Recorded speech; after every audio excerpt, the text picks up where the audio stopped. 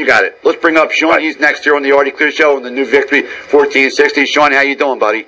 Hey, how's it going, Artie? How you doing today? I am doing well. We just got done with some Maki Walker first and Pete O'Brien for some baseball, and now we opened up the phones up until 6 o'clock with Chris Dolman joins us, the Celebrity Charitable Network, and also at 6:15, then San Antonio Holmes come on with the San Antonio Holmes Youth Foundation.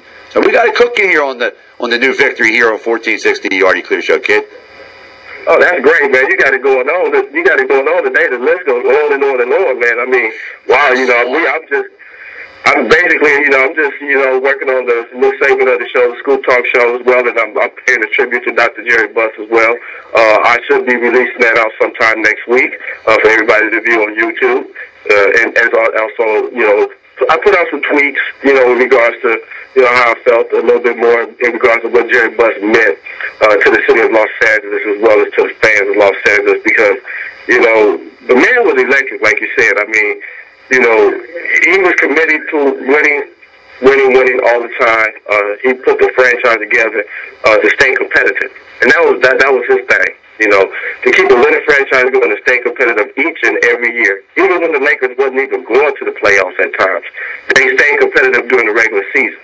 And they just got better and better and better. So, we know that when the Lakers do not make the playoffs probably about a year or two, what they turn around and do, boom, win a championship. It might win two, back to back, And I thought that, Jerry was a great inspiration and great innovator of doing that. One of the best I've ever seen.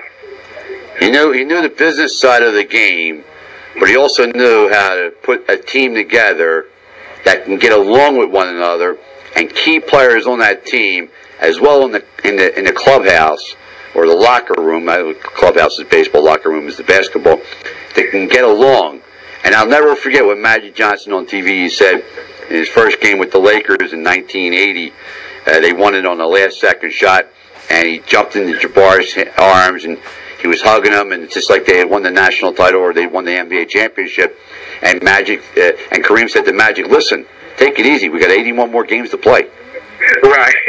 Yeah, he sure did. He sure did. I mean, the big fella had to settle Magic down. Magic was a big. He was a big integral part at that time with the Lakers organization when he got drafted in '79 by Dr. Buss and the organization. And from that point on, it just spun like a whirlwind out of control. I mean, Showtime was all over the place. I mean, you could not go nowhere in this country, let alone across the world, without talking about the Showtime Lakers of that time. I mean, they even had the Forum Club jumping. I remember the Forum Club back then at the Great Western Forum. Never went in there because I was young at the time, but I remember, seeing the celebrities and the stars just going up in there, some athletes, and the whole 9 yards just going to the club. Even that club was jumping. Even Hugh Hefner had it going on. Oh, well, he was one of his best friends, as Tracy Murray said yesterday when he had everybody at the dinner, and Hugh Hefner was over there, and Jabbar was over there, and Magic Johnson was over there, and Tracy Murray was a young rook at the time, or a youngster. He'd come over there, and he says, he felt he didn't know what to do. He was a young guy, so 19 years old. Jerry Buss brought him to his table, sat him down, and they started talking, and he said he felt right at home. Like, here's a guy that took a personal interest in Tracy Murray, because it just makes sense. Not just for being a good businessman, but it makes sense to get to know your players and to get involved with them on a personal basis. Maybe you don't want to know where they're eating dinner every night and how much the bills are at the house, but I'm sure if they needed someone to talk to, a helping hand, he was always there for his players, and he was always there for his fans. And taking L.A., and let me tell you something, when he bought the Lakers now, they weren't that good of a team. They were playing good basketball at the time. The Sixers had been playing good. Portland had Bill Walton. They were playing good basketball. The Celtics were still playing good basketball up until Larry Bird didn't come there. But they would fight with the Sixers right before Bird come in there. Then when they get Magic Johnson, Boston gets Larry Bird, and Philadelphia has Dr. J. And here's where all the great games and all the great series come in. And Milwaukee at the time was in our part of the division, not in the West, but in the East, with Bob Lanier and Sidney Moncrief and Marcus Johnson and Junior Bridgman and all them other great players. Basketball was great. And he had, like, the Sixers had to fight Boston and Milwaukee off just to get to L.A.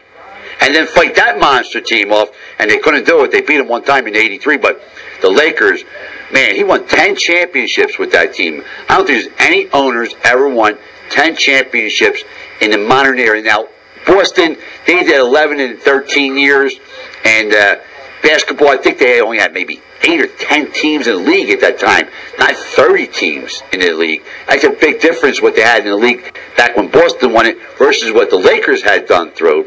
And they stayed competitive all those years, and they had a few down years when Michael Jordan was in Chicago, but still, they were competitive, and you get a bad break, too, because Magic Johnson, who contracted the HIV, if he don't have that, they're still rolling.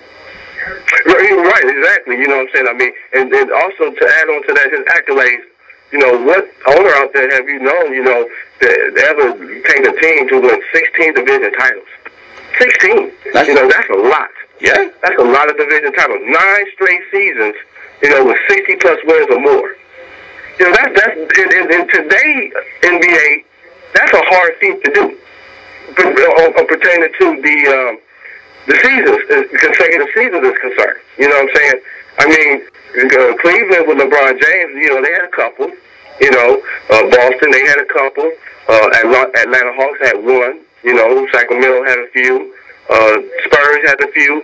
But, you know, just for 9 straight years like that at 60-plus wins, man, that's a hard feat to do in today's NBA because the game is so fast-paced and the game is so strongly built around lean and strong and younger players and the whole 9 yards to where it's kind of hard. And then you got injuries setting in with players and they getting injured, and then that takes time off of the game for them and when they need to be in the game, you know. And it kind of make winning kind of hard, kind of difficult in today's NBA. But when back then in those times, you know, you had your injuries, you had everything going on with key players and certain players, but players was like, hey, you know what?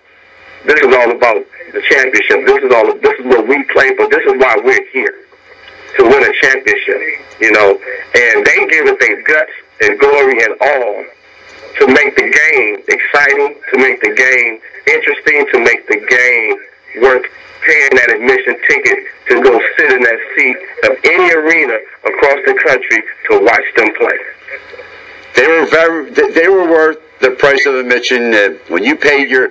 See, I got a little spoiled when I was growing up because we had Julius Erving here, but he was always worth the ticket price, whatever it may be, whatever you had to pay to get in there.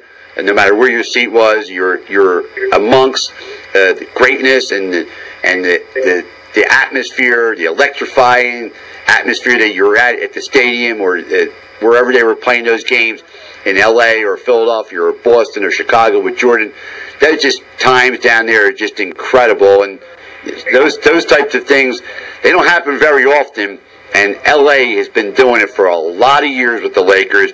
Like I said, you got Magic Johnson down there and Kareem out there, and then Byron Scott, well, Norm Nixon first, then Byron Scott, then James Worthy, and then Kobe, and then Shaq, then Vlade, Michael Thompson, just go on and on, Bob McAdoo. I can just keep on naming player after player after player, but he did a great job out there, and he'll be sorely missed, and we're going to try to get Rick Barry tomorrow.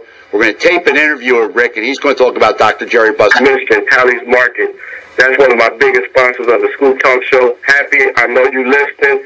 Keep supporting the show. Keep doing what you're doing, and everything will be good. And keep supporting the Artie Clear Show as well. This is my man, the #1 sports guy in Philly today, Artie Clear. Check you later, bro. Okay, you got it. Thank you so very much. That's Sean Harris here on the Artie Clear Show on the new Victory 1460.